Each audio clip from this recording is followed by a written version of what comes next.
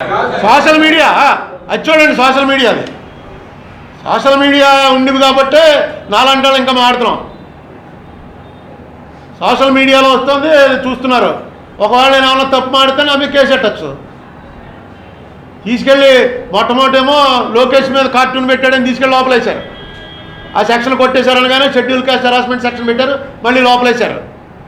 డైరెక్ట్గా విజిబుల్గా ఎవడన్నా పెడితే ప్రమాదం అని అప్పుడే వాట్సాప్లో వచ్చేస్తుంది, ఫార్వర్డ్ చేయకండి చాలా ప్రమాదం, జైలుకి వెళ్ళిపోతారు జాగ్రత్త అని మెసేజ్లు. ఇది ఏంటి, ఎందుకు ఇంత అభద్రతా భావన నాకు అర్థం అవ్వదు.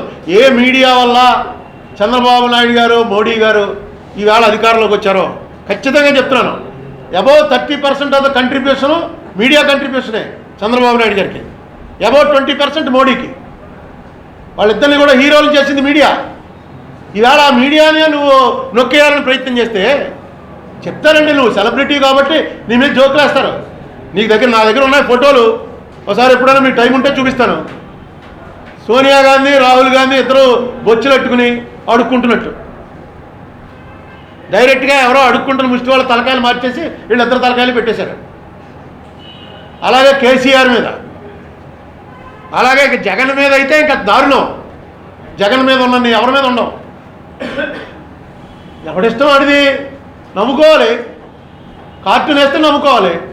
నెహ్రూ గారు శంకర్స్ వీక్లీ అని ఒక కార్టూన్ మ్యాగజైన్ ఉండేది, తెలిసే ఉంటుంది. శంకర్స్ వీక్లీ అని కూడా మూసేశాడు.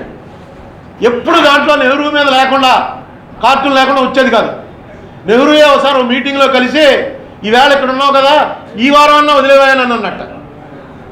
అంటే నిన్ను వదిలేస్తే నా బుక్ అమ్మదు, నీ మీద వేసే కార్టూన్లే బుక్ చదువుతారన్నాడు. అటువంటి వాడు శంకర్స్ వీక్లీ నేను నడపలేకపోతున్నాను అని ఎడిటోరియల్స్ రాసి మూసేశాడు.